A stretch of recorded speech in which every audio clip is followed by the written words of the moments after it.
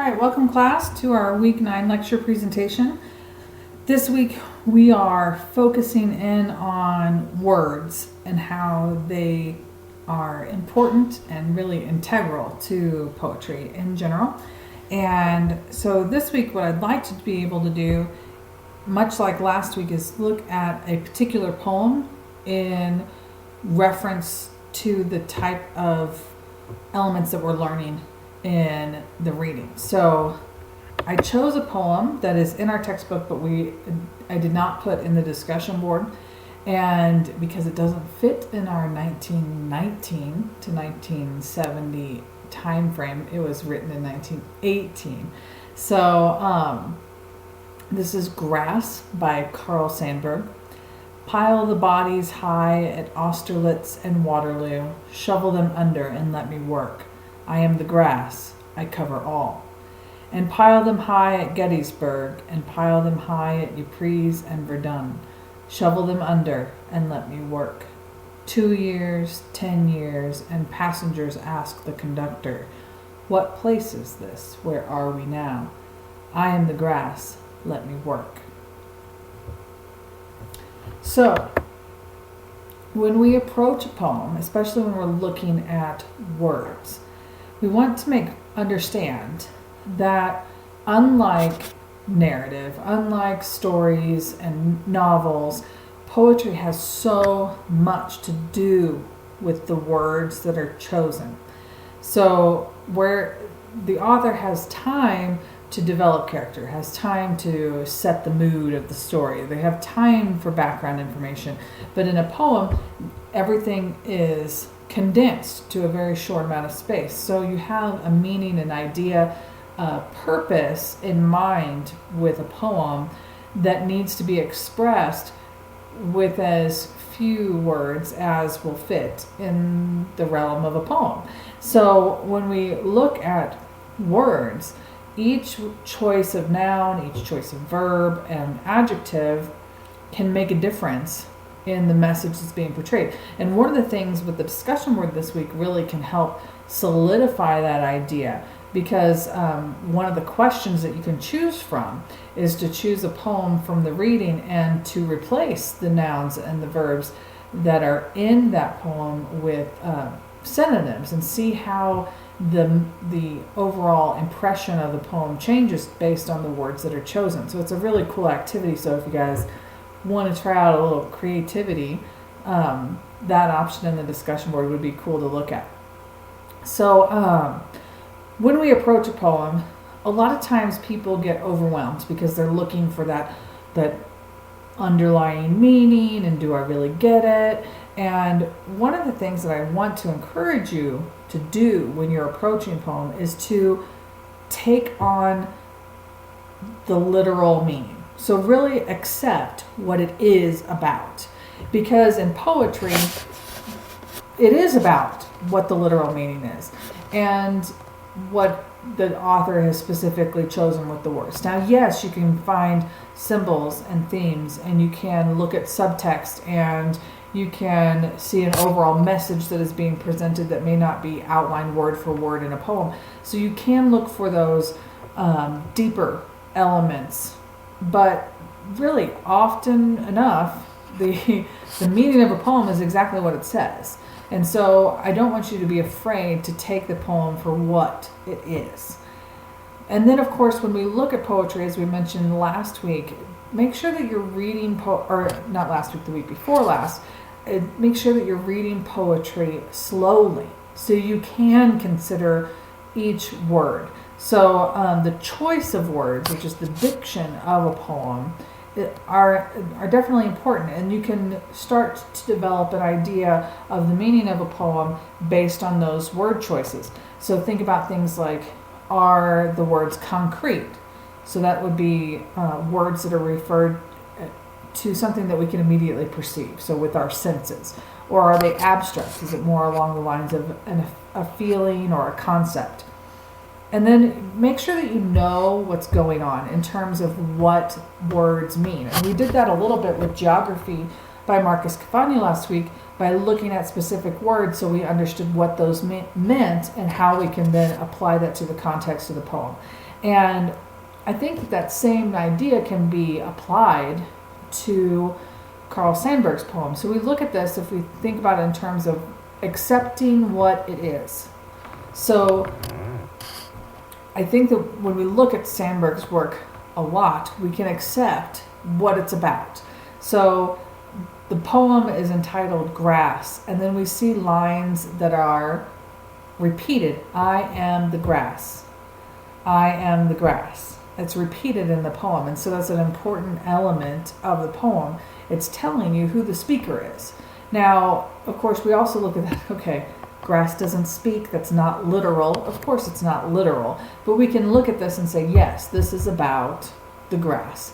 And then look at the terms, look what's going on in the poem, and how can we garnish more meaning from it. So for instance, when we look at this poem, there are definitely some terms that we may or may not have a clear understanding of. The first line says, pile the bodies high at Austerlitz and Waterloo. And just from my own background knowledge, I didn't know what Austerlitz was. Do you guys know what that is? Maybe you do, maybe you don't. I did put some links in here to a description of each of these things that I think are probably important. But I do know what Waterloo was. That was a battle. So I knew that one, and I know what Gettysburg is. And I've heard of Verdun. So I'm looking at these different words, the proper nouns in this poem. And so I know a couple of them for sure, and I didn't know other ones. So what I did is I went and looked it up, and it's totally fine to look up words. So I didn't know what Austerlitz was, so I just went online and I found some info. So I'm just going to click on this link. It might take a little bit. So I found this information. So this is a battle in Austerlitz, and it happened in 1805, the Battle of the Three Emperors. So this is one of Napoleon's battles. And if you download this PowerPoint presentation from Assignments and Quizzes, you can go on and look at more information from this particular website. But so now I know. So this is a Napoleonic battle, and I know when it happened, and so I'm good to go with that. I can read more about it from that link. I can go to Waterloo as well. And these are things that you can do on your own with any poem, is to look at things that you don't know what it means, because ultimately, because these words are so important in a poem, that we need to know what those words mean in order to really get a clear concept of what the poem is about. And so I'm looking up Waterloo. I'm going to go ahead and click on each of these. Now, hopefully everyone in here knows Gettysburg, but I did put a link for that as well. And we can look at, so here's the website on the Battle of Waterloo, and as we scroll down, we can see that it is a Napoleonic War, happened in 1815. So here we have another Napoleonic War. So that's at the beginning of the 1800s, two of those, and then we have Gettysburg, which is, late middle 1800s. We know that 1860s, right, is when the Civil War happened. So this is an American war. That was a Napoleonic War. This is an American war. And then we have two other wars, which if you download this PowerPoint presentation, you can click on these. But Ypres and Verdun are both World War I battles. And for each of these, you can look up information about them. But one of the questions in the book asks, do you need to know all the things about each of these proper nouns in order to get the context of the poem? And I think that if we can look at this and say, I know that it's a battle, I know Austerlitz is a battle, I know Waterloo is a battle, I know that Gettysburg is a battle, and Ypres and Verdun. So I know those things. Now, I may not know the ins and outs of each of them, but I know what they are.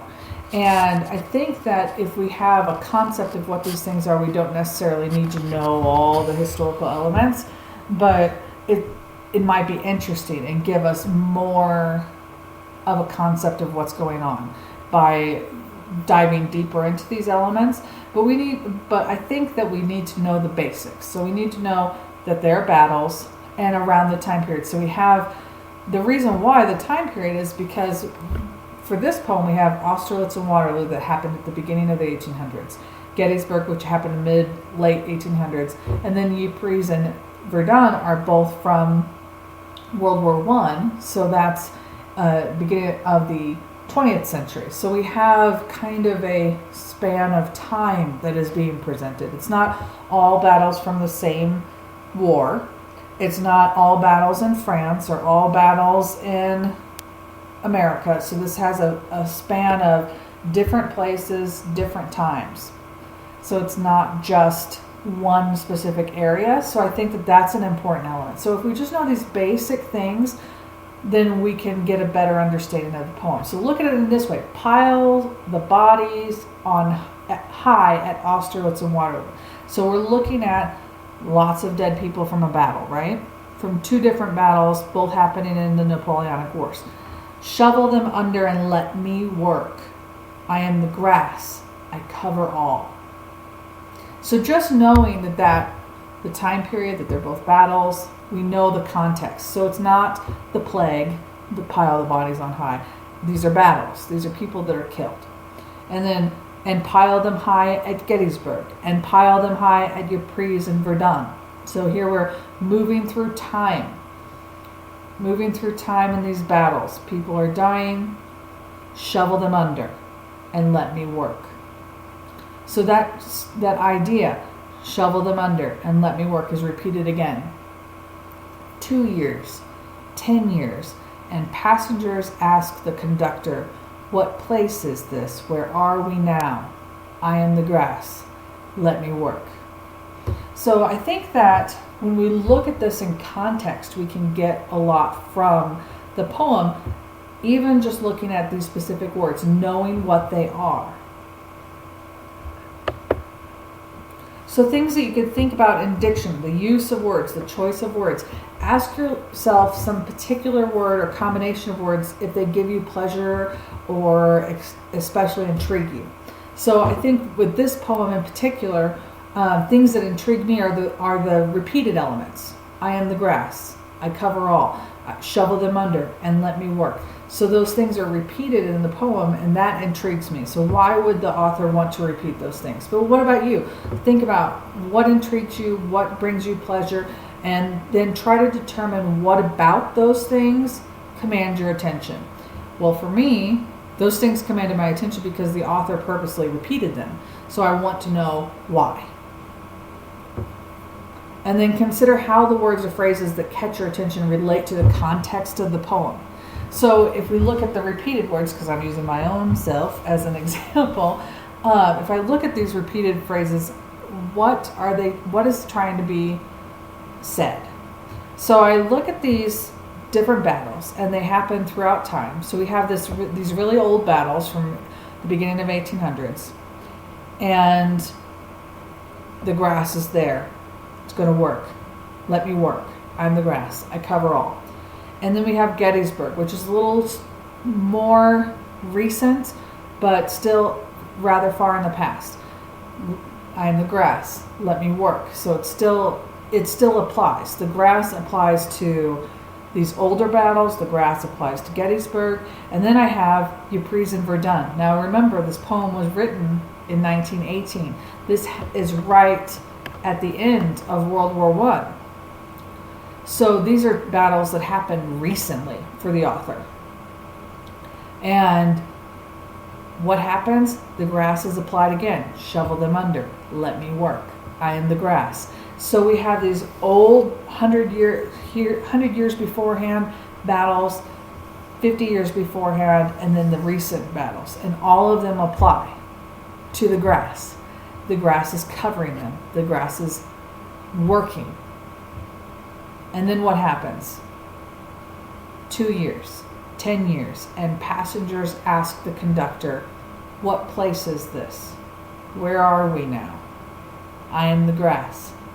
Let me work. So here I'm moving on to the whole.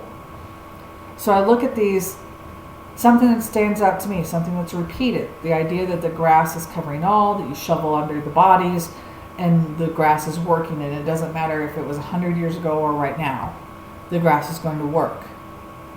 And I think that this next stanza is so important to the poem after looking at those things. So after I've looked at phrases that I find particularly intriguing, after I've learned about what the words mean, and then why do they catch my attention and how do they fit in the context of the poem, and then I can look at the whole thing and say, okay, well, this looks like to me, it looks like to me that the author is trying to say that these battles that happen in the past, these things, even something that was so poignant in my life with World War I, the Great War, with these battles that just happened, is that eventually they're all going to be shoveled under. And eventually it becomes a historical marker. It becomes a tourist spot. What place is this? Where are we now? So in the frame of reference of our minds, these things become history. And so the only thing that's constant is the grass, is the earth. So just from looking at the poem, and this can go with any poem, is that we look at, first of all, what words are being used. Do we understand all of the words? And then look at the choices made by the author. Look at the choices. What intrigues you? What grabs your attention? Do you think it was intentional that the author wanted you to pay attention to those elements? And then why do those things come in? How do they come into play for the entire poem? How do they work together? So when we think about diction, we have to realize that an author does things on purpose with poems. Poems aren't just thrown together because of the idea of length and of fitting poetry into lines and spaces. A poet is going to be more meticulous about the words being used. And so looking at these things, yes, take it literally. This is what it's about. But when you're looking for meaning and for understanding of a poem, it does take looking at the words. It takes looking at the diction, the choices of words. And so you need to be able to understand the words that are being used. You need to be able to understand those words within context. So that's why I looked at the time frame with each of the battles, and then the time frame that the poem was written in, and how do those things connect. So if I know the context of the words being used and understand the words in terms of content, then I'm going to understand the literal meaning even more, and then can draw from that. What was the author's intent? And when we look at diction, we want to understand why an author chooses a certain set of words over another, and how does that affect the meaning of the poem. If the author only shared battles from the Napoleonic Wars and didn't share the recent things and didn't share Gettysburg, how would that have affected the poem and the meaning? Well, from the meaning that I got from it was that the author's saying that even though these things happened so recently, they all will eventually become part of history, and that the only thing constant is the earth. So that meaning is completely changed if we only shared battles from the Napoleonic Wars. And I think that it would also change if we only shared battles from World War I. So if we think about the choice of words, the meaning would change depending on the choices that the author would make. If the author chose not to repeat phrases, shovel them under and let me work, I am the grass, if those things weren't repeated, how would that have changed the meaning of the poem? So the words the author uses are going to be very important to understanding the overall meaning of a poem. So keep that in mind. This is a really short presentation, but I think it's important in terms of the concepts that we look at with poetry, is why words are important and how they come into play in understanding the meaning of a poem. So for this week, remember that you're reading page 752 to 774 in the literature, an introduction to fiction, poetry, and drama and writing. And then respond to the discussion board this week. Watch the week 9 lecture presentation, which you guys have just done. So good job. Keep in mind that I have posted a few extra things in assignments and quizzes. So we do have the terms of interest, which we will have a quiz coming up. Keep in mind that.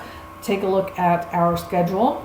And also, we have a description of the Fences multimedia project in assignments and quizzes this week. So please check that out. I know it's not due for several more weeks, but I want you to get to know what the expectations are so you are prepared. So if you have any questions or concerns, please feel free to send them my way. But otherwise, we will see you on the discussion board the rest of the week. All right. Thanks a lot. Bye.